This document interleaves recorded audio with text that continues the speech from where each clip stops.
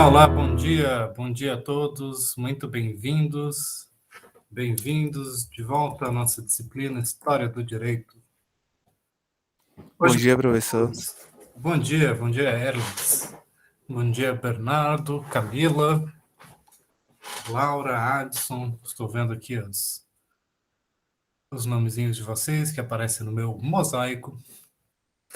E hoje nós vamos retomar a aula anterior, que nós estávamos falando sobre a formação do Estado brasileiro, do pensamento jurídico nacional, de como que ele está conectado com o direito português, logicamente, com o Império Português, com o mundo da colonização. E nós discutimos na aula passada a relação entre a colônia, o espaço colonial, o mundo colonial e o direito português. Nós discutimos a questão sobre a existência ou não de um direito colonial ou da especificidade daquele sistema jurídico.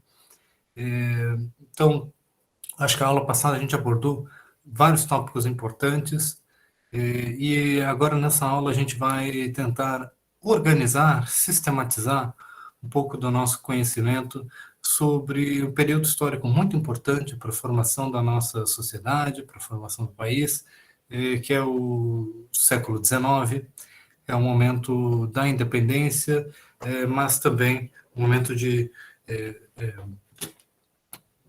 transformações políticas, de formação de uma cultura jurídica nacional, né? O início do ensino universitário no Brasil, do ensino do direito, de maneira geral, e é também um período de transição entre grandes modelos de organização da sociedade. Então, a gente vai usar alguns termos emprestados da sociologia histórica, de análises baseadas em tipos ideais. Eu vou explicar um pouco sobre como que a gente faz esse tipo de análise nessa aula, mas vocês também vão ter, quem ainda não teve disciplina, vai ter a disciplina de sociologia. Vocês vão perceber, então, as conexões da nossa disciplina com outras matérias como essa. Antes de mais nada, é sempre bom perguntar se vocês estão bem, como que está o andamento aí do semestre, se alguém tem alguma dúvida, vocês estão conseguindo realizar as atividades, alguém tem aí algum problema em relação aos prazos ou dificuldade de de acompanhar a disciplina. É importante que vocês sintam-se à vontade para conversar sobre a disciplina comigo durante esse espaço de encontro da gente, tá? Com aula, com a nossa conversa aqui. Professor?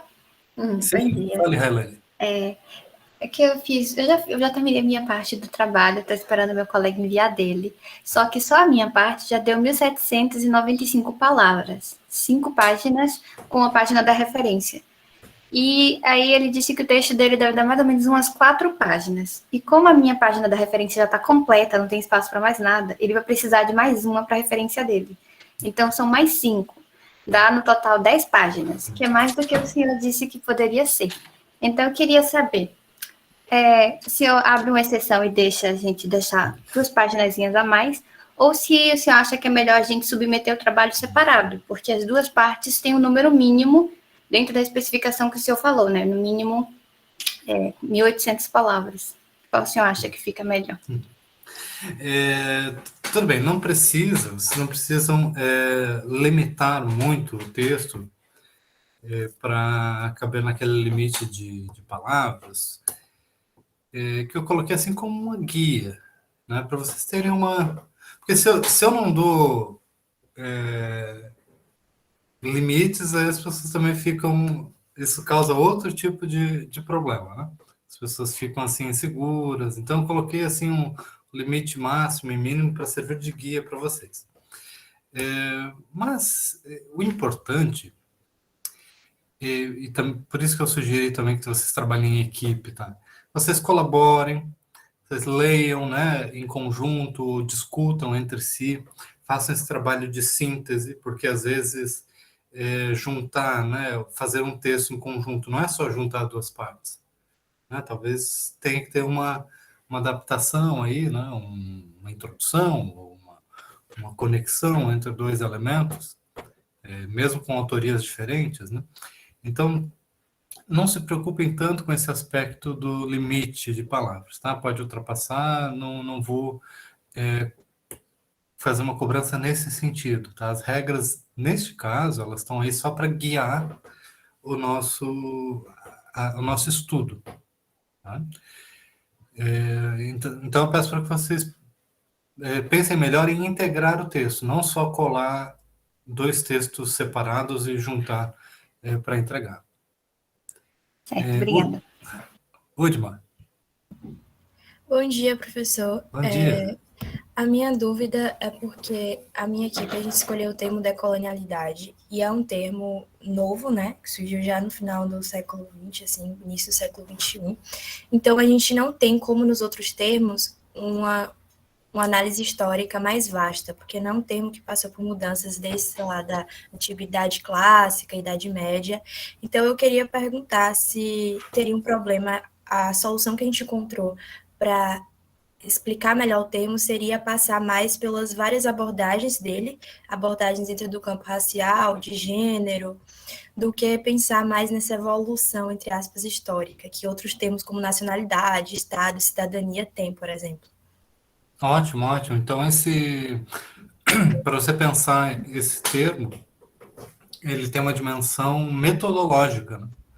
Então, não é que ele é uma palavra que veio lá da antiguidade, foi se transformando, mas ele é um termo que nos traz uma forma de ver e de analisar o passado, né? Então, você pode expor, né, um pouco sobre o surgimento desse termo. Sim, isso é relevante, né? No sentido de que ele não é um termo que surgiu lá no século XIX. Então, isso já faz diferença, o fato dele vir de uma reflexão, de estudos acadêmicos recentes, né, dos últimos 30 anos, especialmente. Já é uma história, ainda que curta, né? Mas o principal, o mais interessante, talvez, é quais são as aplicações possíveis, né? Do ponto de vista metodológico, quais são as inovações, o que isso traz de novo, de útil, de revelador, digamos assim, ou para desvelar relações, né, de poder, de hierarquia, de desigualdade. Então, eu acho que tem bastante coisa para Outra abordar coisa aí. que eu sei que já está tipo, mais em cima da hora, a gente já dividiu, mas é porque antes eu acabei me perdendo e não consegui pedir. Se você tivesse alguma sugestão de algum texto que talvez, não sei por acaso, relacione com a história do direito, porque a gente encontrou bastante artigo que relaciona com o direito em si e que dá para você puxar para esse gancho da história do direito, principalmente com que a Espanha já fala de uma história que não seja legitimadora. Mas caso o senhor tivesse alguma outra referência, assim, eu também gostaria ainda de consultar. Uhum. Tá, legal. Aí eu peço para que você mande ali no fórum esse comentário para eu lembrar, e até acho que sexta-feira, assim, eu vou dar uma olhada em materiais extras, tá?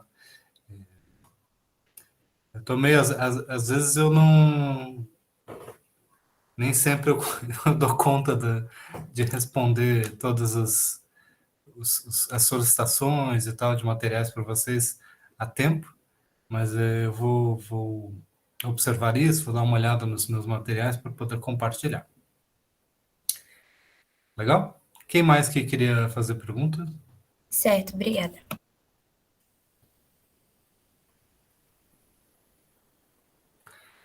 Muito bem. Então, eu vou... para essa aula, eu tenho dois materiais que eu peço para que vocês observem na nossa plataforma. O primeiro é um resumo, um roteiro dessa aula que sintetiza ali diversos conceitos que eu vou falar ao longo dessa aula e que organiza esses termos de um ponto de vista bem metódico. Tá? Eu coloquei para a gente analisar o período do século XIX, da formação do Estado brasileiro, da formação do direito brasileiro, nesse sentido nacional, uma organização de dois grandes tópicos, o antigo regime e o liberalismo político. Tá? Então, vejam, deixa eu ver como é que vai aparecer isso aqui para vocês. Tá.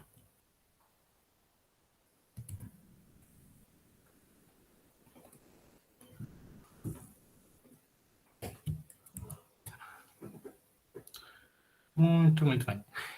Então, eu peço para que vocês baixem, deem uma olhada para a gente olhar em conjunto. Tá? Antigo regime, liberalismo. Duas grandes formas de estruturar a sociedade. Do ponto de vista sociológico, esses termos têm relevância, mas também do ponto de vista intelectual, de como que as pessoas, naquela época, descreviam os seus próprios modelos de interpretação da realidade política e social. O antigo regime, eu já falei para vocês, ele é um termo muito amplo, que ele envolve desde a Idade Média, os últimos séculos, a Idade Média, aquele modelo monárquico, feudal, estamental de sociedade, né? Uma sociedade organizada nas hierarquias, nas diferenças, na sacralidade da ordem social, tá? O fato de que existe um rei, de que existem ordens distintas da sociedade, e que, de certa forma, essa ordem social não foi escolhida pelas pessoas, mas ela foi imposta pela própria vontade divina, ou pela tradição, pela história, e assim por diante. Esse termo pode ser aplicado à Idade Média, mas também pode ser aplicado à Idade Moderna, em vários momentos. E ele surge, esse termo, como uma contraposição ao chamado Novo Regime. Um novo regime, quando esse termo surge, essa relação entre dois termos surge, como resultado da Revolução Francesa. Então, com a Revolução Francesa, existe a chamada derrubada da ordem antiga, de uma monarquia absolutista, de um Estado estamental, com profundas diferenças entre a nobreza e a população geral, um conjunto de regras e instituições jurídicas associadas àquele mundo são, de certa forma, transformadas pela Revolução Francesa e é estabelecido um novo regime, né, que a gente também pode descrever em linhas gerais como o liberalismo. O liberalismo a gente pode sintetizar aqui como esse modelo, né, que vai estabelecer a ideia de um Estado unitário, um Estado que se aspira constitucional, de direito, representativo, um conjunto, uma perspectiva diferente sobre como a sociedade, de maneira geral, deve funcionar. Então, do ponto de vista histórico, tá, antigo regime e liberalismo são dois elementos, né, marcados pelo período das revoluções. A Revolução Francesa é um exemplo típico em que o modelo anterior busca ser substituído por um modelo novo. Mas essa substituição de um modelo antigo de sociedade para um modelo novo de sociedade, ela ocorre em diferentes lugares, em diferentes momentos e também com diferentes intensidades. E, principalmente, como a gente já vinha analisando nas aulas anteriores, essas mudanças, essas transições, elas não ocorrem, primeiro, de maneira rápida e imediata, e elas não ocorrem de maneira completa. Então, não há uma mudança repentina e também não há uma mudança plena das formas de se pensar, de um modelo para outro. Tá? O termo revolução é aquilo que melhor captura a ideia de uma mudança rápida e completa da sociedade. Nós vamos ver que são poucos os exemplos de revoluções na história política, tanto do Brasil, né? Muitos dizem que nunca ocorre uma revolução completa na nossa sociedade, como de outros países também. E mesmo quando se estudam as revoluções, muita gente começa a observar e dizer que as revoluções não são tão revolucionárias assim, que muitas vezes ocorre uma mudança, digamos assim, mais das aparências, daquilo que é dito, daquilo que é falado, mas muitas coisas continuam iguais por mais tempo do que a maioria das pessoas percebe. Tá? Então, vocês percebem aqui a relevância de se usar esses termos gerais? Tá? Não quer dizer que eles vão ser 100% daquilo que nós estamos observando no passado. Esses termos gerais são tipos ideais. Né? São instrumentos intelectuais que a gente vai usar para descrever grandes períodos de tempo, para descrever realidades complexas de forma mais simples do que elas realmente eram. Mas a gente precisa descrever de forma mais simples do que elas realmente eram, para que a gente possa entender do que a gente está falando, comunicar, aprender. Até porque as complexidades do passado a gente não vai entender tudo imediatamente e de forma completa. Tá? O estudo do passado ele é sempre limitado por aquilo que a gente pode acessar, conhecer e assim por diante. Tá? Por isso que muitas vezes na nossa aula de História do Direito, né, o professor faz muito a relativização das afirmações. Diz assim, bom, talvez a gente não possa afirmar isto ou aquilo, porque a gente tem que sempre reconhecer os limites daquilo que a gente conhece sobre o passado. Porém, instrumentos como tipos ideais nos permitem afirmar coisas de forma mais estruturada, porque quando nós usamos os tipos ideais, a gente já pressupõe que a gente não está afirmando tudo com certeza, mas que a gente está organizando como que esses períodos históricos funcionam de maneira um pouco mais sistemática. Tá? Então, vejam vocês, como que a gente aplica esse tipo de conceito, de instrumento? Primeiro, antes de tudo, quem é que já ouviu falar de tipos ideais? Quem é que já leu um pouco, estudou um pouco sobre Max Weber e a metodologia weberiana? Agora eu compliquei, né? A pergunta. Então, vejam vocês, eu coloquei nos materiais complementares na nossa disciplina capítulos de livro de Weber sobre essa metodologia. É um método, digamos assim, clássico da sociologia, que é usado também muitas vezes na história do direito. Não é o método mais moderno, digamos assim, mais contemporâneo, mas ele é muito bom para organizar o conhecimento e a forma como a gente explica o passado.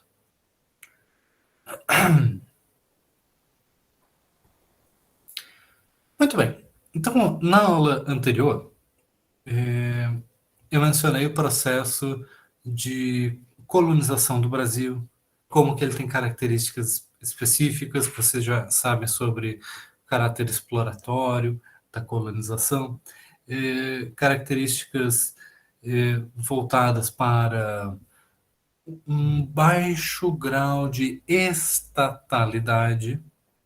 Né? O que a gente quer dizer com baixo grau de estatalidade? De que a presença do Estado, no sentido do Estado burocrático, no sentido do Estado coercitivo, era uma presença muito limitada. Lembram disso? Então, a presença do Estado português, digamos assim, ele estava concentrado em áreas voltadas à exploração econômica do mundo colonial, né? Então, os distritos de mineração, as regiões portuárias, né, a alfândega ali, nós temos os funcionários da coroa acompanhando o comércio, as exportações, que é a área em que vai se tributar, né, a atividade econômica, e, em especial, nós temos ao lado desse sistema de exploração, essa dimensão fiscal da colônia, nós temos uma outra coisa que a gente pode dizer assim, não havia muitos serviços públicos, né? Educação, saúde, programas habitacionais, tudo aquilo que a gente espera hoje, né, que um Estado seja capaz de fornecer na parte de serviços públicos, isto não existia como política estruturada do Estado português, nem em Portugal, ainda mais no mundo colonial.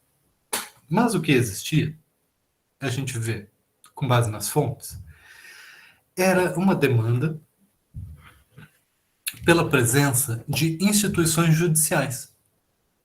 Tá? Então, frequentemente, a gente vê em cartas de cidadãos ou de governadores ou de pessoas, de oficiais, né, no mundo colonial, uma demanda pela instauração de tribunais, pelo envio de juízes, a instauração de tribunais na colônia, né, em especial em Salvador e no Rio de Janeiro, elas significavam, essa instalação significava, por um lado, um prestígio, uma importância desses lugares, tá? Salvador é uma cidade importante comercialmente, né? A conexão, né, entre uma boa parte da produção econômica do interior, das fazendas, né, com a exportação de Portugal, expansão de exportação de produtos agrícolas, importação de pessoas, e Rio de Janeiro também, né, quando se torna um local importante e ganha um tribunal da relação. Mas o que isso nos mostra também é que as pessoas tinham uma concepção de Estado que estava fortemente associado à administração da justiça. Diferente do que muita gente vê hoje, né, o Estado como tendo funções sociais ou econômicas, né, políticas, o Estado era visto como algo que estava associado à administração da justiça.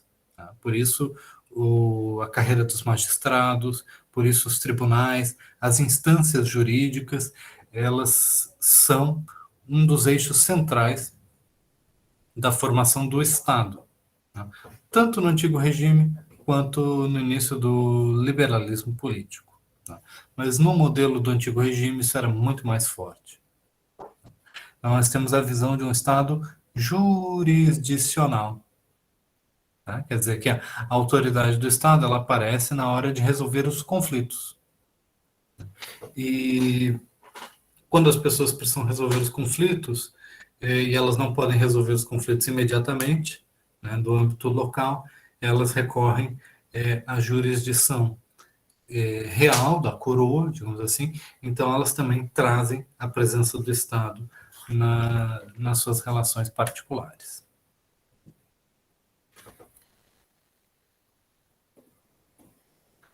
Muito bem.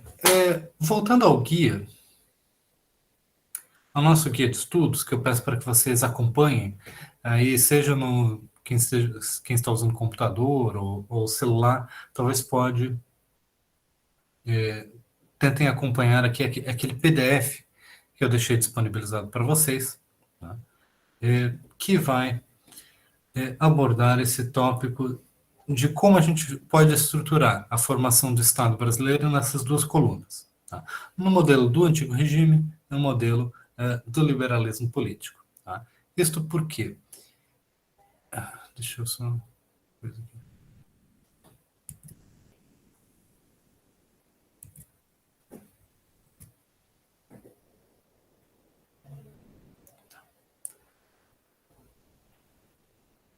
Vocês conseguem ver bem aí na tela, né?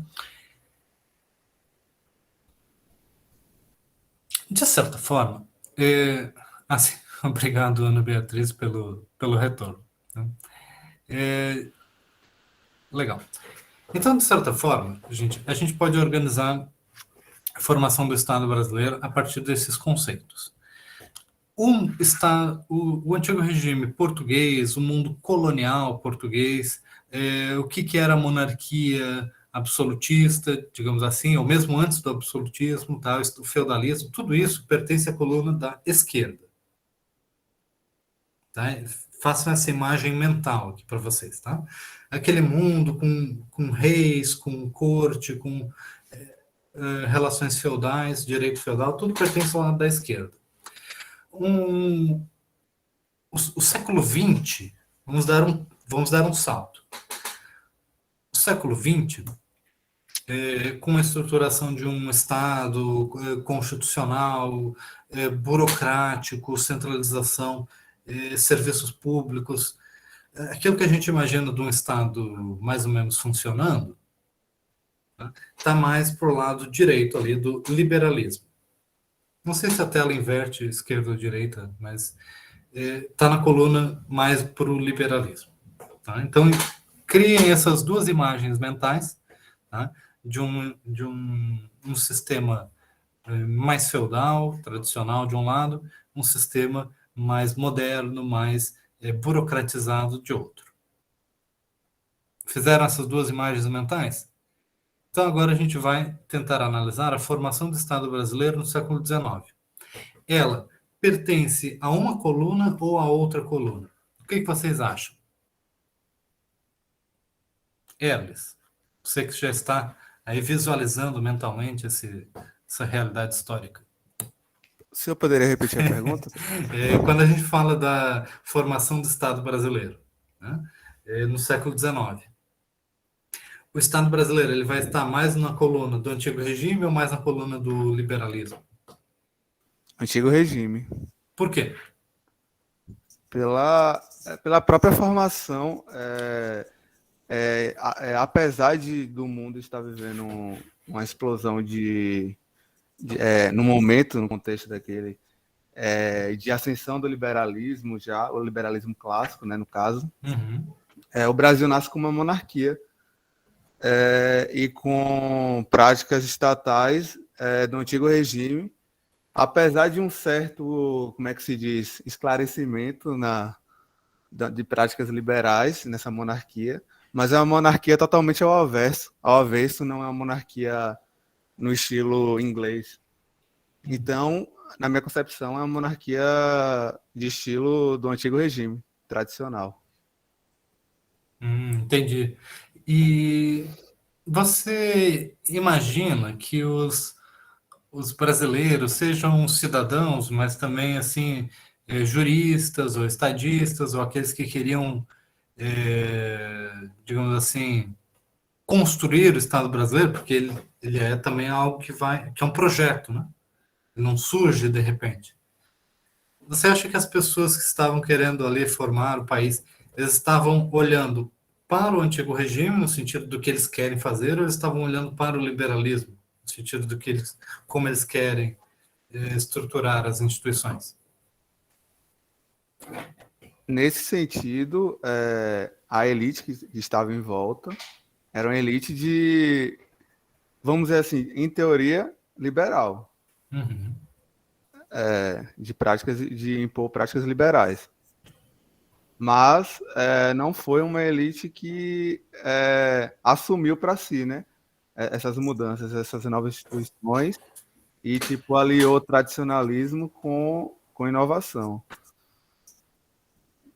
É meio Então, contraditório. Então, logo de início, a gente já vê que nós temos um contexto de contradições, não é mesmo? Contradições entre como as coisas são, qual é o passado, quais são os legados, quais são as bases das relações desiguais de poder, e contradição com as aspirações, ou com o discurso, ou com o que é falado sobre as coisas, sobre como elas deveriam ser. Então, por exemplo, nós temos um discurso de igualdade universal, de liberdade, e ao mesmo tempo nós temos o quê?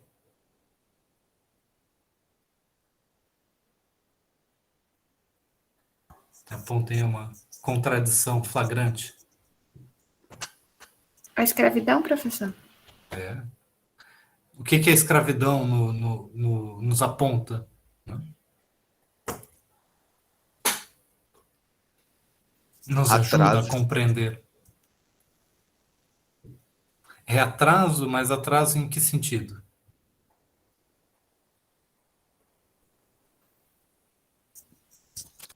Quer dizer, é óbvio que é atraso, mas assim, vamos explorar um pouco mais de por que a gente identifica isso como um atraso.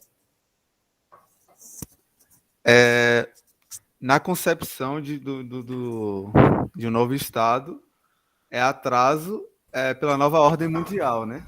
Que estava se instaurando, do capitalismo sendo imposto, tal. E tem o lado do atraso da humanidade, né? Em questão humanitária. Num sentido ético. Isso.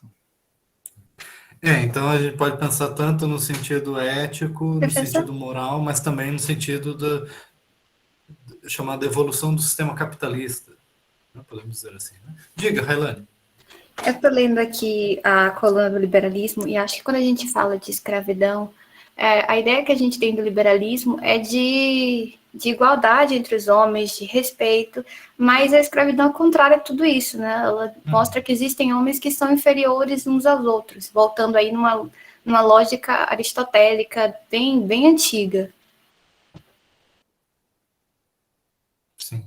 De certa forma, o sistema escravista, ele é incompatível do ponto de vista dos ideais, das aspirações, né, com o modelo liberal de pensamento.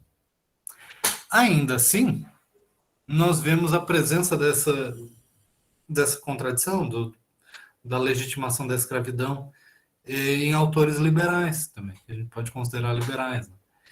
Então, a gente precisa... Isso nos aponta para várias coisas. A primeira é que as pessoas não morrem de incoerência. Incoerência não é um problema que gera assim um infarto fulminante. Uma vez que a pessoa entra em contradição, ela tem um mal súbito e morre. Não. As pessoas, elas podem agir de forma incoerente com o seu discurso, com a sua fala, ou mesmo com as suas crenças, e elas podem continuar fazendo isso por muito, muito tempo. Entenderam esse primeiro ponto? A coerência entre as ideias, as crenças e as ações não é uma coisa fundamental, é uma coisa garantida no ser humano. Isso é muito, muito relevante, tá? Porque é muito presente na história das ideias jurídicas, do discurso jurídico, contradições entre a fala e a prática. Né? Isso não é uma exceção na história, é isso que eu quero dizer. Tá? Mas o segundo ponto muito importante é que vocês lembram que o discurso jurídico ele tem uma especial capacidade de legitimar as coisas.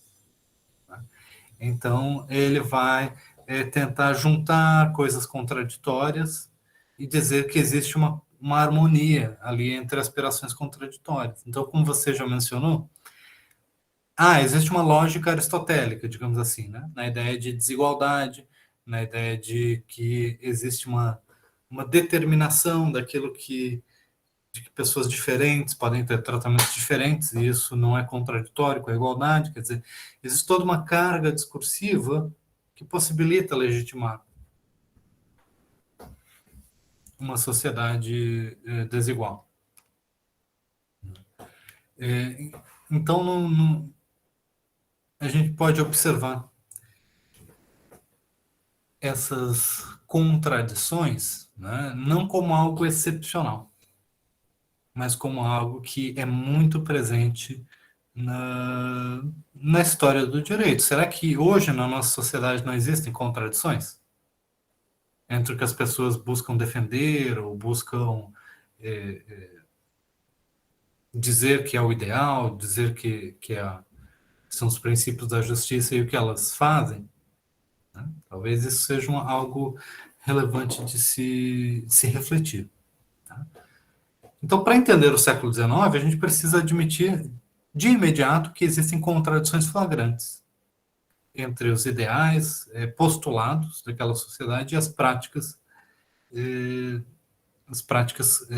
que são legitimadas também pelo direito.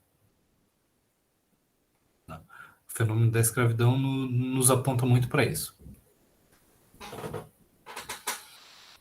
Mas também nós podemos observar outras mudanças estruturais. Do ponto de vista das formas de se pensar o direito, existe uma mudança significativa, né, quando a gente fala aqui de pluralismo jurídico e a passagem de uma forma de se pensar o direito baseada no pluralismo jurídico e o monismo jurídico. Então, esses dois elementos, eles são antagônicos. Né? E no antigo regime, o sistema é claramente pluralista. Tá? Então, existem diversas ordens jurídicas, diversas instituições autônomas que funcionam com as suas próprias regras. No liberalismo político, existe um modelo, uma concepção, de certa forma, monista, de que o Estado é que vai dar ordem ao direito, né? E que, em especial, esse direito vai ser estruturado pela legislação. E que a legislação vai ser, de certa forma, determinada pelo poder legislativo, que vai ser organizado por um governo representativo. Então, existe uma dimensão política do direito. O direito ele vai ser objeto de codificação. Tá? Ele vai estar submetido a uma Constituição, que organiza as fontes jurídicas, né, em que ali nós temos a revelação, a declaração de direitos fundamentais, que são os direitos humanos, direitos individuais, de liberdade, de igualdade. Esse sistema, o Estado vai funcionar pela separação dos poderes, né, para que o poder legislativo se atue na sua área de competência, direcionando o funcionamento do direito, mas que haja autonomia para o poder executivo, para o poder judiciário. Existe uma gestão burocrática.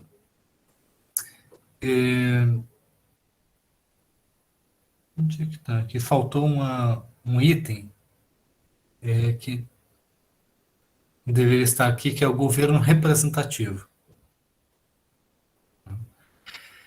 Esse modelo parlamentar representativo de que as pessoas, no âmbito político, elas vão ser representadas. Tudo isso é diferente do modelo do antigo regime. Então, cada elemento de uma coluna é oposto à outra. Tá? As ordenações do direito no Reino de Portugal, as ordenações manuelinas, por exemplo, elas não são a mesma coisa que os códigos de direito no sentido moderno, no sentido liberal, em que existe uma área do direito a ser organizada e sistematizada por um código, né, como o Código Penal. O Código Penal ele traz os princípios de interpretação de como que o direito penal será aplicado, ele traz, digamos assim, ele aspira de forma a completar a conduta do Estado naquele campo penal, então ele traz ali todos os crimes, E a lei ele dá um sistema, uma sistematicidade para as pessoas estudarem o direito penal, para os juristas discutirem o direito penal, para os juízes aplicarem o direito penal. Ainda que, eventualmente, né, no caso brasileiro, não sejam todos os crimes que estejam no Código Penal, mas a aspiração é essa. Tá?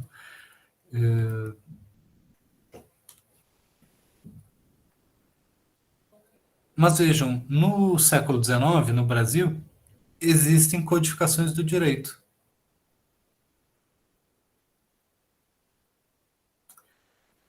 Existe um código criminal no Império, existe um código de processo criminal, mas não existe um código civil. No âmbito do direito civil, as ordenações filipinas continuam sendo aplicadas.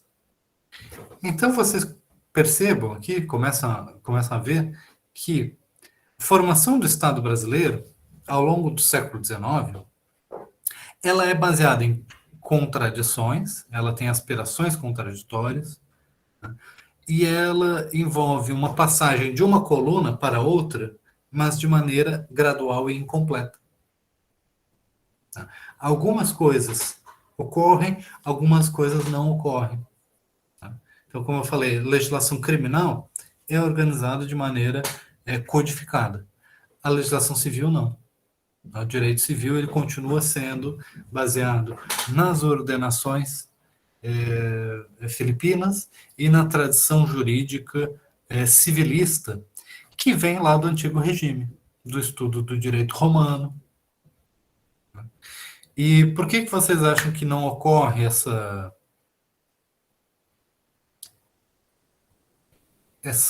transformação do direito civil que regula a propriedade?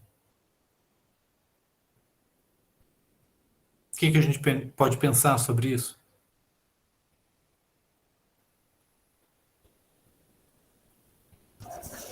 Professor, eu acredito que no momento era incompatível com o tipo de sociedade que a gente tinha ainda. A escravidão ainda existia, latifúndios demais, e os próprios imigrantes italianos que chegaram no Brasil estavam submetidos aos latifúndios, ainda não tinham terra, né? Então, era totalmente compatível com o tipo de sociedade que a gente que existia naquele momento. É como o senhor disse, é contradição a todo momento. A própria separação do poder que o liberalismo prega, no Brasil existia, só que também, ao mesmo tempo, existia um quarto poder, que era o poder moderador, que acabava com tudo isso. Então, é uma confusão o Brasil nesse período até hoje. Então, vejam, a gente precisa, né, ter menos expectativas de informações da história do direito, né, que sejam claras, precisas. Bom, a gente pode afirmar isso, pode afirmar aquilo, justamente porque a nossa história é cheia dessas contradições. Contradições entre as aspirações, contradições entre o discurso jurídico e a prática das relações sociais. Então, essas colunas nos ajudam a organizar o conhecimento, né? Então, eu acho que vocês estão entendendo mais ou menos por que a gente está usando essa metodologia, né? É para ajudar a gente a guiar o nosso estudo em meio a essas contradições. Então, como você mencionou, vamos analisar o caso da separação dos poderes. A separação dos poderes é um modelo ideal, típico do liberalismo. É a ideia de que quem faz a lei não é a mesma pessoa de quem julga e não é a mesma pessoa que executa a lei. Por que isso é pensado pelos justnaturalistas como algo fundamental? Né? Para evitar o conflito de interesses. Então, o absolutismo ele era visto como potencialmente ilegítimo por conta do conflito de interesses de quem faz a lei é a mesma pessoa que julga e que executa a lei. Então, ela pode se beneficiar ou se prejudicar pela aplicação da lei. Então, se existe um interesse por detrás desses elementos, e esses elementos podem ser usados em conjunto, então existe uma tendência à arbitrariedade. Então, se o poder vai ser usado de forma arbitrária, então nós vamos ter um regime que é avesso à liberdade. Que a liberdade, nesse sentido, é você não se submeter a arbitrariedades. É você não estar subordinado à vontade de outra pessoa. Então, nesse sentido, a lei, a legislação, é uma forma de organizar a sociedade de maneira não arbitrária.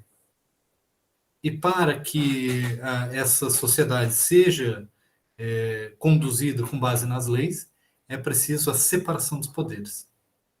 Para que quem cria, para quem executa, para quem julga a aplicação das leis, não esteja também envolvido nesse processo de impor os seus interesses no momento de aplicação da lei. Faz sentido isso? Sim. Então, aquela discussão do justnaturalismo, do contratualismo, influenciou muito a formação do pensamento moderno sobre as relações jurídicas. Mas isso não quer dizer que ele imediatamente se imponha, né? Uma vez pensadas essas estruturas de poder, elas possuem uma grande resistência. Então no regime colonial, eu havia falado para vocês que os tribunais, eles eram um exemplo mais forte do que era a presença do Estado. Eles tinham função governativa da sociedade, de certa forma. Eles representavam o governo, eles representavam a coroa. Eram os tribunais que, de certa forma, resolviam as demandas da sociedade, mesmo que essas demandas fossem relativas ao cuidado, à saúde, a demanda por serviços públicos, digamos assim, né? Isso passava pela ideia de administração da justiça, né? O que é uma sociedade justa, equilibrada, né? Então, os juízes eles tinham um papel nesse sentido de buscar a harmonia social e tudo mais. Então, esse é um sistema que não tinha separação dos poderes, justamente porque administrar a sociedade é governar, administrar a justiça é governar a sociedade. Então, no modelo do antigo regime, os juízes, por exemplo, os desembargadores, eles tinham funções administrativas na sociedade.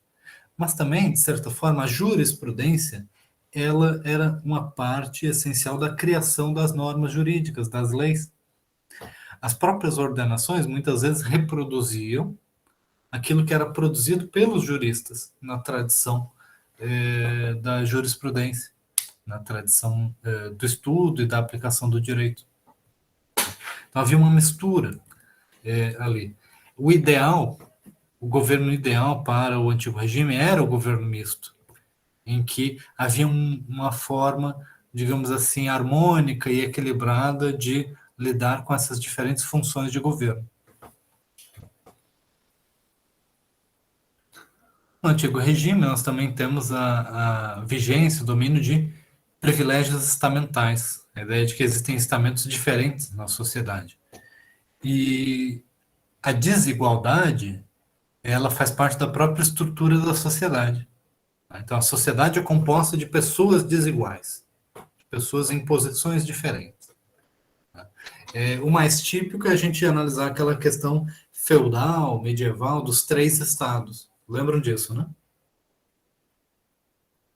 Agora, essa diferença de estamentos, de status, ela não precisa ser só entre nobreza, burguesia, clero, mas ela pode ser aplicada a relações desiguais de poder dentro da família ou dentro da sociedade, dentro da cidade, quem mora numa região, quem mora em outra. Então, a ideia de que a sociedade é organizada por privilégios. Quem tem o privilégio de nascer num estamento social vai gozar de, de privilégios.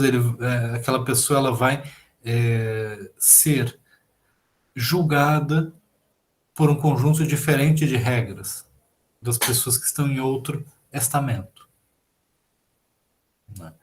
Então, diferença entre homem e mulher, diferença entre adulto e criança, diferença entre livre e escravo.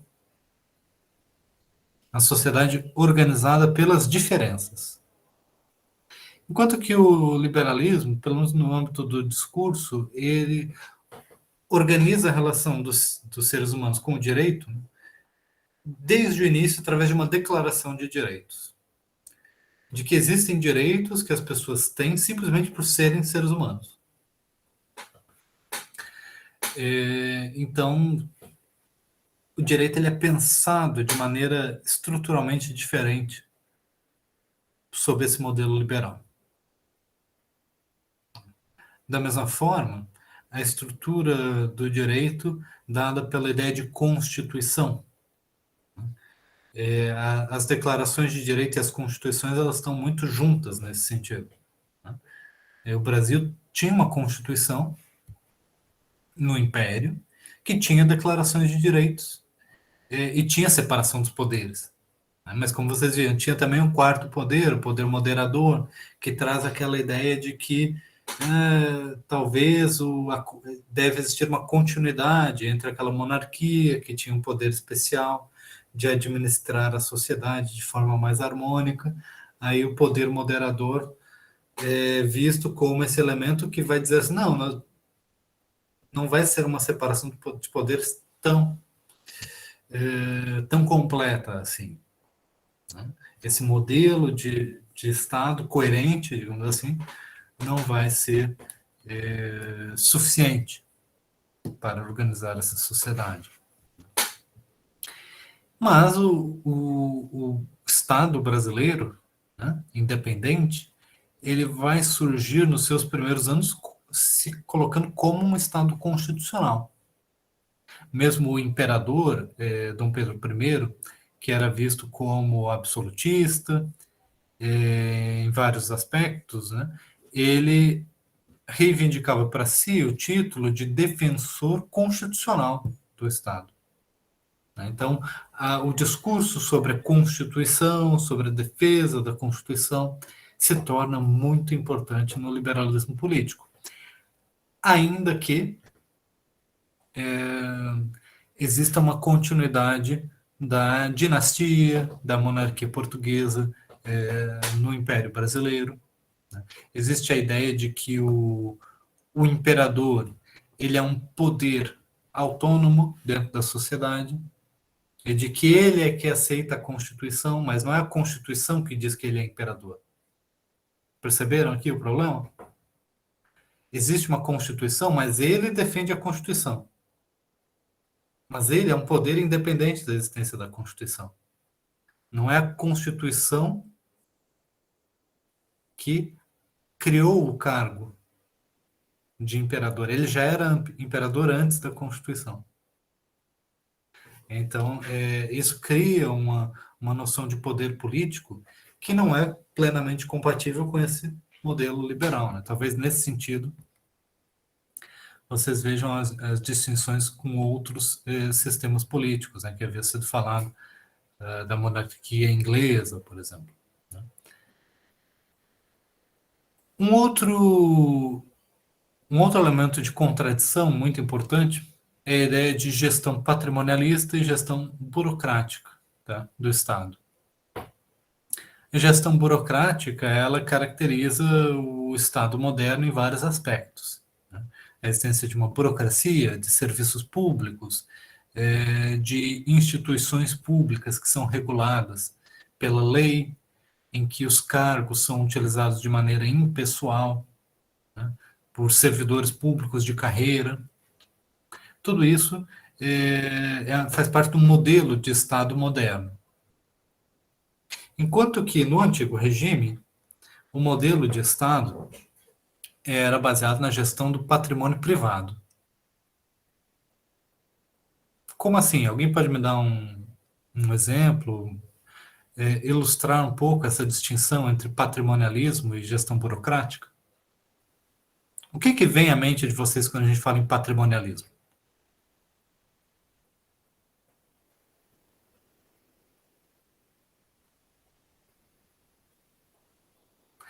Alguém, quando ouve patrimonialismo, pensa em corrupção? Uma mistura entre a vida pública e a vida privada. Uhum. Então, a vida pública e a vida privada são coisas, essencialmente, que devem ser distintas, separadas?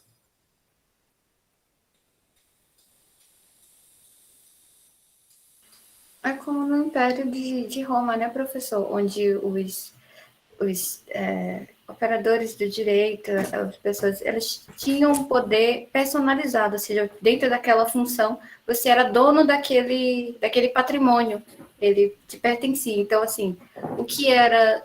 É como se você confundisse pessoa jurídica e pessoa civil, a personalidade da pessoa humana mesmo, hoje em dia. Uhum. Então, assim, você troca entre um e outro. O patrimônio público é patrimônio privado porque você exerce aquela função pública.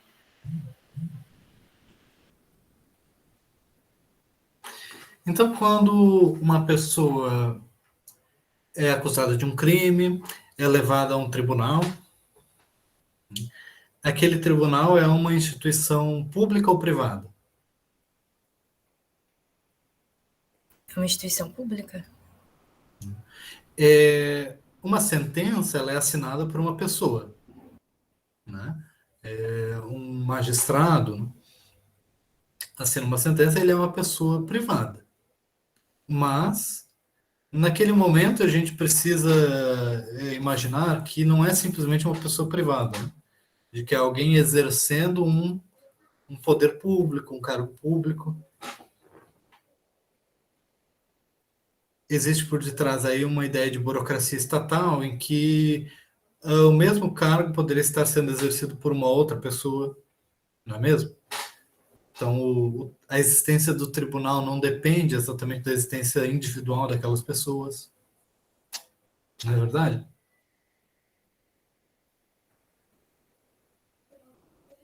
Agora, quando a gente sai do tribunal, ou mesmo vai muito próximo, e entra no cartório, o cartório é uma instituição pública ou privada? É privado, né? Você até comentou que era uma das resquícios que a gente ainda tinha dessa esfera mais privada dos órgãos que supostamente são públicos. Para deixar isso mais claro, digamos assim, né? Até porque vocês vão seguir uma graduação em Direito, vocês vão ver outras matérias, é importante destacar isso. Com a Constituição de 1988, existe o molde jurídico que se dá aos cartórios é de uma instância, de uma instituição pública. Mas por quê? Porque existe uma burocratização maior agora dos cartórios, uma tentativa de tornar essa instituição coerente com um regime constitucional moderno. Mas até a Constituição de 1988, o cartório era parte do patrimônio privado da pessoa, de uma família, e essa pessoa poderia passar para outra pessoa.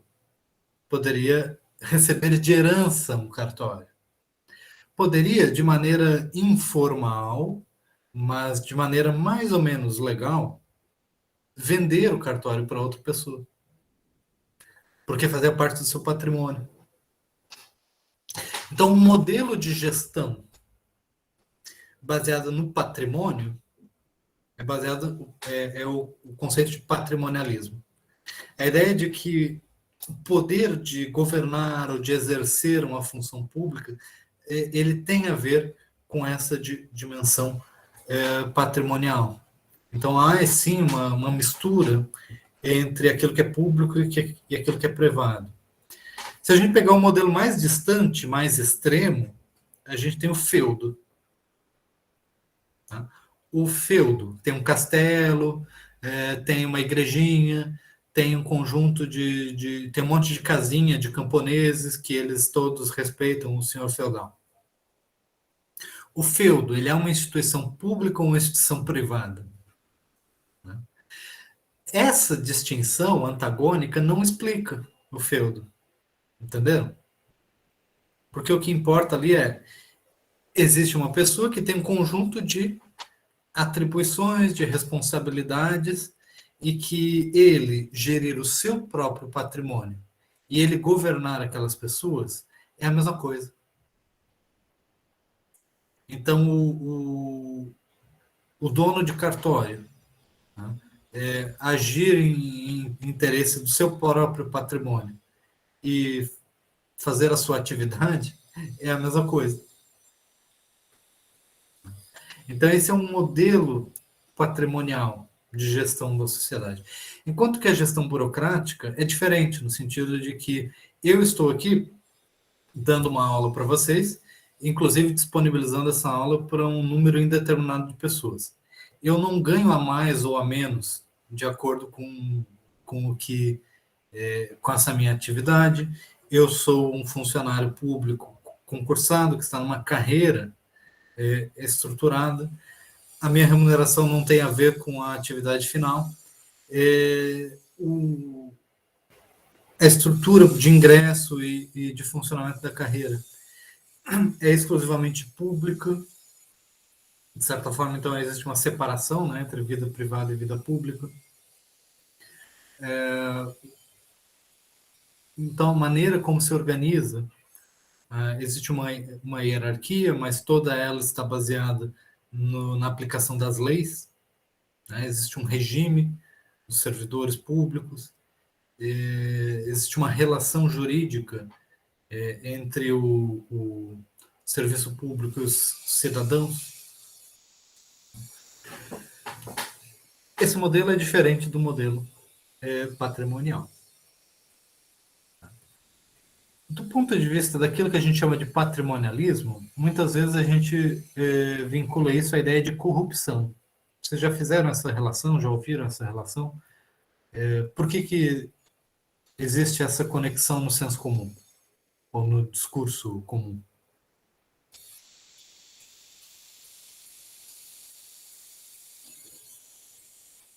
Por que patrimonialismo está associado à corrupção?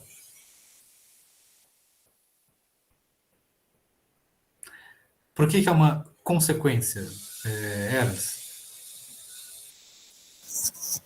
As experiências passadas, nas quais o personalismo, o patrimonialismo predominou, intrinsecamente demonstrou práticas de corrupção, como foi na República do Café com Leite.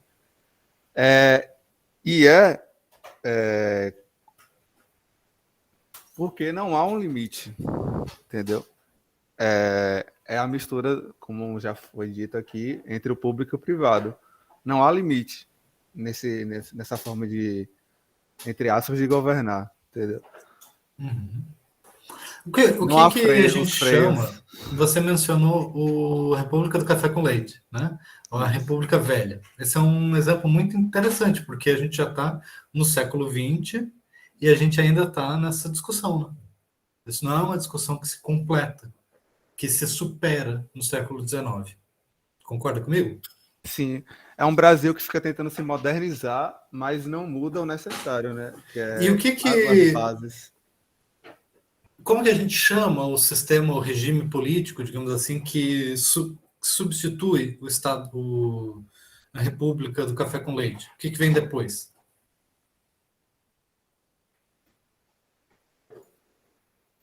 Vamos lembrar aí das aulas de história. Vargas.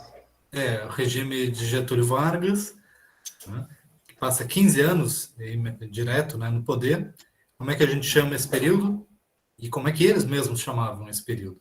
Nova República? Estado Novo. Né? Estado Novo. Estado Novo tem toda uma ideologia, né, de por que chama Estado Novo.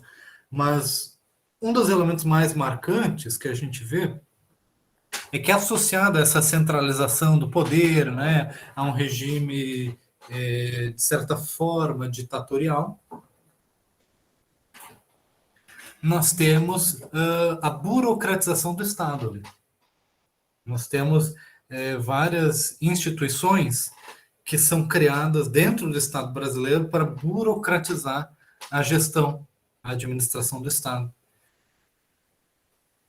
Herles, já tinha ouvido falar sobre isso? Sim. É porque a denominação que eu ia dar no momento é que muitas vezes falam Segunda República, Terceira República, Estado Novo, mas dá no mesmo. Então aí muita gente vai olhar para aquele período da década de 1930 e vai dizer assim, bom, é ali que está surgindo de verdade o Estado brasileiro. O Estado brasileiro nesse sentido que é burocrático, né? Na estrutura, um Estado organizado, uma administração pública organizada por leis, por uma gestão burocratizada, e não mais uma gestão patrimonial. Isto é também uma simplificação, né? Quer dizer, já existiam elementos burocráticos antes, em conjunto com elementos patrimoniais, ou patrimonialistas, né? E depois, como a gente viu, continuou existindo conjunto de elementos patrimonialistas, mesmo com uma carreira de serviço público, concursos públicos, administração burocrática. Porém, ali é visto como um dos pontos de virada, quer dizer, um dos pontos em que existe um esforço maior na burocratização. Então, vocês vejam que a formação do Estado brasileiro, a formação da cultura jurídica, ela não é algo que ocorre com todos os seus elementos de mudança ao mesmo tempo, em conjunto. Cada elemento tem o seu próprio tempo também. O patrimonialismo é algo que é bem mais amplo, digamos assim, do que o pluralismo jurídico. A nacionalização do direito já é algo que ocorre de maneira um pouco mais completa, um pouco mais centralizada. A codificação do direito, a organização do direito com base na Constituição, isso ocorre mais cedo. Outras coisas ocorrem mais tarde. A superação da ideia de soberania absoluta por soberania popular, isso já vem com a República, ainda que, de certa forma, estava também previsto na Constituição do Império, mas havia aquelas tensões, né, entre o que era o poder imperial. O Estado laico, essa passagem de um Estado confessional, típico do antigo regime para o Estado laico, típico do liberalismo, é uma passagem que ocorre com a Declaração da República. De certa forma, do ponto de vista legal, é meio que de um dia para o outro, do dia para a noite. Porque o processo legal de transformação do Estado laico, ele é muito simples, é feita uma lei que simplesmente declara que agora não tem mais relação oficial entre o Estado e a Igreja Católica. Mas, até hoje, se você observar por aí, você vai ver o que a gente vê nos tribunais. Já viram algum símbolo religioso em tribunais? Tem muitos crucifixos, né, professor? E o que eles têm a ver com Estado laico ou Estado confessional?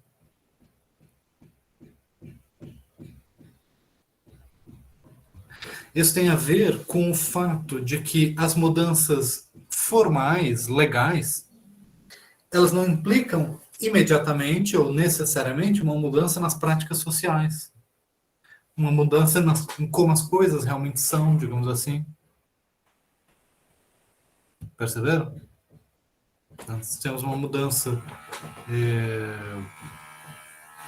na lei, que fala sobre a relação entre igreja e Estado, mas nós temos uma longa continuidade na forma de agir, de pensar, nos modos, nos costumes.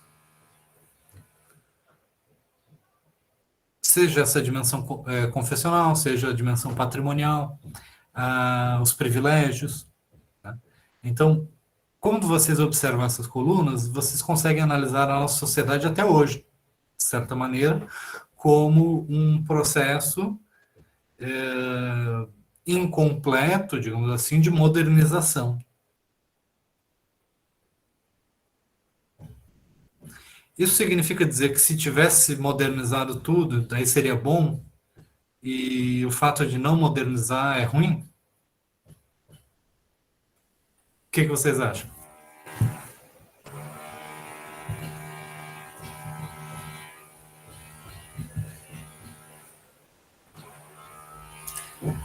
Então, do ponto de vista analítico, não faz diferença. Não é um julgamento de valor. A gente só está organizando aqui duas colunas, digamos assim, para tentar explicar o fenômeno histórico que é a formação do Estado brasileiro, em especial como que o século XIX é um período de transição entre modelos distintos. Mas, para algumas pessoas, o liberalismo vai ser o modelo ideal de Estado, para outros vai ser um elemento necessário anterior para um outro modelo, que aí sim seria o ideal, seja um Estado mais democrático, ou socialista, ou então anarquista, ou algum outro modelo. Ou simplesmente não existe nenhuma relação de progresso histórico, né, de evolução, de que isso seriam somente modelos distintos e daqui a 50 anos os modelos vão ser outros e não há uma superioridade entre modelos.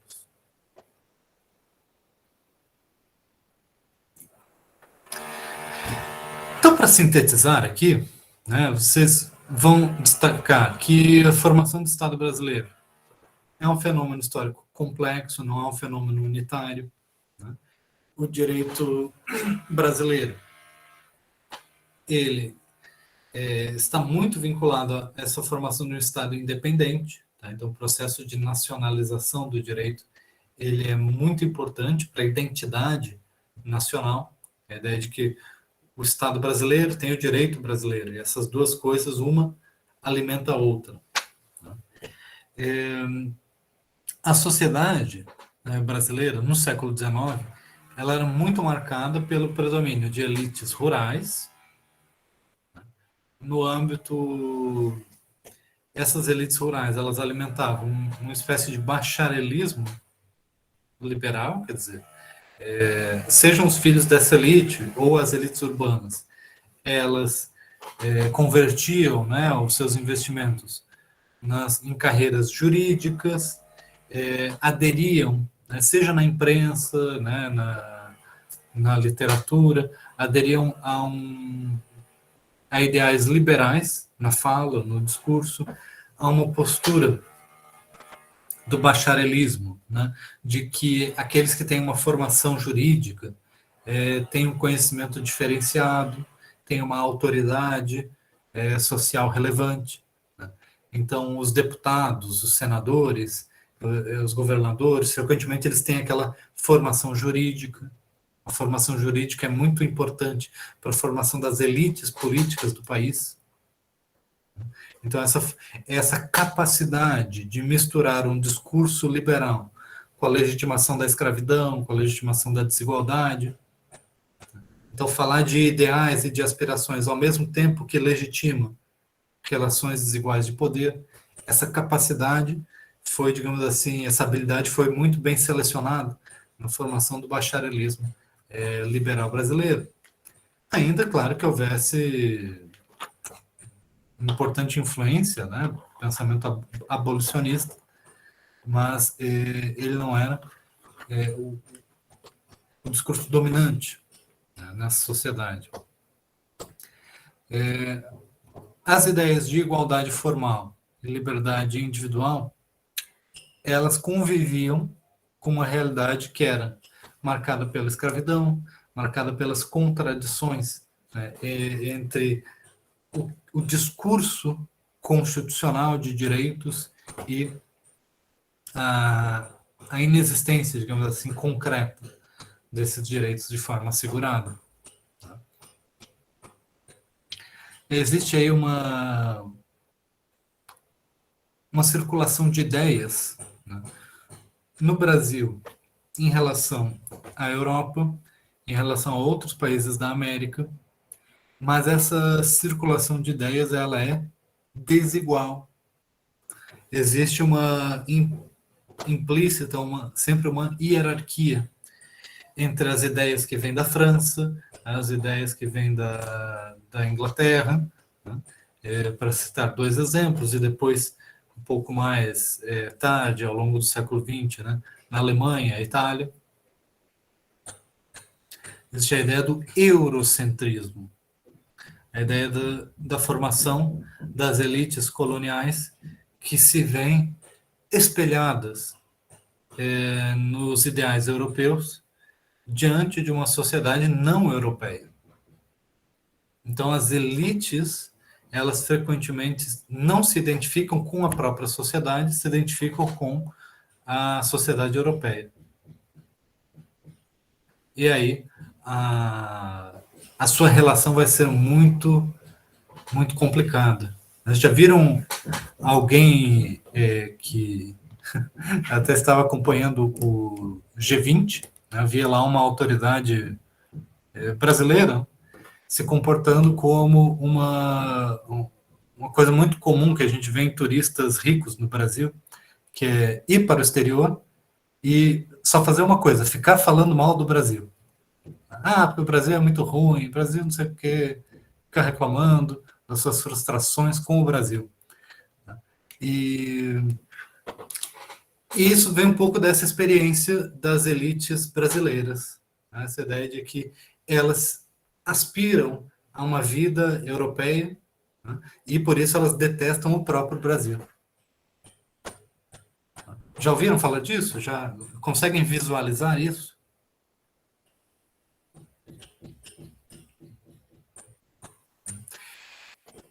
Então, do ponto de vista intelectual, mas às vezes até do ponto de vista emocional mesmo, as pessoas são marcadas por essa colonialidade. Essa ideia de que o superior é o colonizador. O superior é aquele que está numa posição hierárquica de dominação.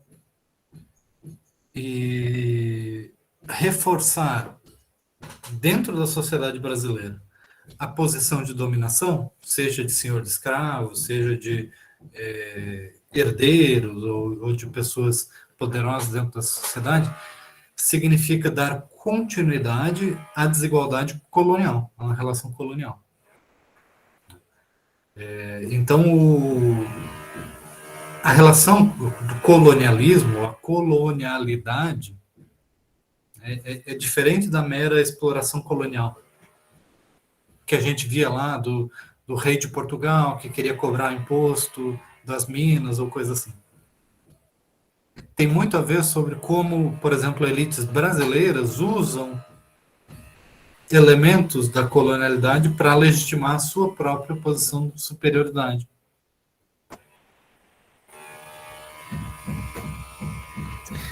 Ficou claro isso? Faz sentido?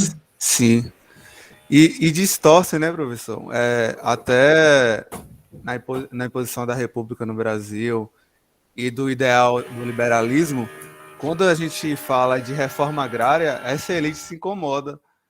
Por exemplo, para impor um sistema capitalista, é preciso ter uma reforma agrária. Todos os países, a exemplo de nível de capitalismo alto, como Estados Unidos, Inglaterra, todos eles passaram por reforma agrária. Quando a gente fala disso aqui, é acusado de comunismo, socialismo. Então, elas pegam a elite, pegam as ideias de fora e distorcem aqui em benefício próprio. Isso, nesse sentido, então, a ocupação agrária ela é um elemento muito importante, né?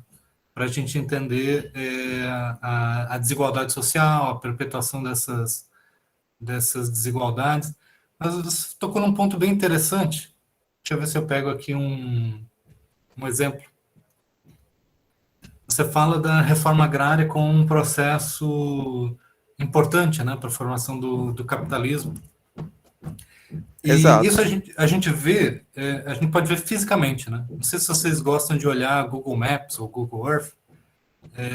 Façam esse exercício, olhem o meio oeste americano, né, dos Estados Unidos. Estou vendo aqui, de Indiana, Ohio, essa região que foi ocupada no século XIX, né, pelos Estados Unidos. Vocês estão vendo que é tudo quadradinho? Ó. Bem dividida. Né? Esse aqui é um modelo de ocupação do solo, baseado em reforma agrária. É claro que a reforma agrária nos Estados Unidos foi a reforma de populações exterminadas, e essas terras sendo transferidas de maneira organizada para populações que vão ocupar esse espaço. Né?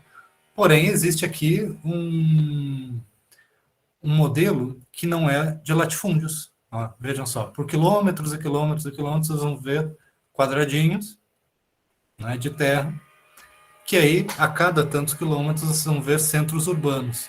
Né? Esse é um modelo extremamente eficiente do ponto de vista da produção. Né? Agora, se vocês observarem o que é a expansão agrária no Brasil, ela não só predatória, né, mas ela é extremamente ineficiente, ela é desigual, ela não tem estrutura e infraestrutura organizada, porque ela vem o quê? Da regularização ou da legitimação de uma expansão irregular, que não é pensada, estruturada, né, e é marcada por grandes propriedades rurais. Né? Então, só um exemplo assim de visualização, né, disso, aproveitando que você trouxe essa questão. Então, a formação do direito brasileiro, a formação do Estado brasileiro, tem muito a ver com a continuidade de modelos que se dizem superados no discurso, mas que continuam operando na prática. Ou mesmo, né, de um certo veto a mudanças mesmo no discurso, como esse que você menciona, da reforma agrária, né, que é visto como algo assim ameaçador à ordem social. Né? Mas ameaçador a que ordem social? Ameaçador a quê? Né? Há uma relação delicada, né, de desigualdade de poder. Né? Então, a gente consegue observar, né, por essa mudança, esse período histórico, de que a sociedade brasileira ela tem características muito desiguais, e a preservação de um modelo desigual, ele exige uma carga retórica muito grande. Então, boa parte do discurso jurídico, ele está comprometido originalmente em explicar essa desigualdade, em legitimar essa desigualdade. Por outro lado, né, boa parte do contradiscurso sobre isso envolve um discurso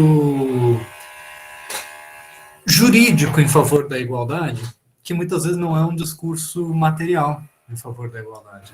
A ideia de que através do Estado, através de serviços públicos, ou através de direitos, aí sim o Brasil será mais igual. Né? E aí qual que é a consequência disso? A expansão das funções judiciais. Então, assim, é algo muito parecido com o antigo regime.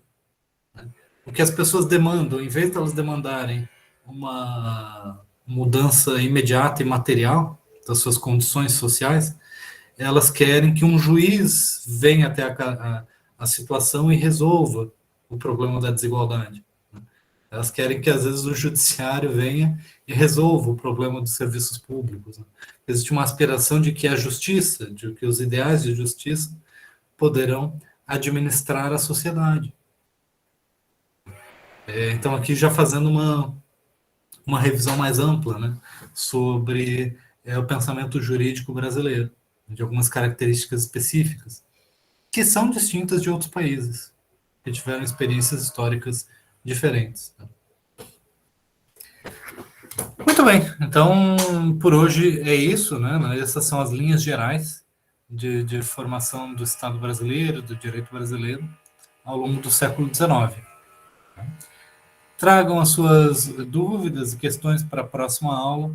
A gente tem uma última oportunidade de discutir, né?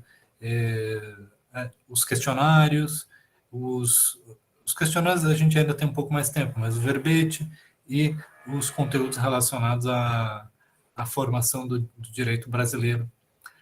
Falar sobre desigualdade, escravidão, como que o racismo se relaciona com esse direito que se diz igualitário, universal.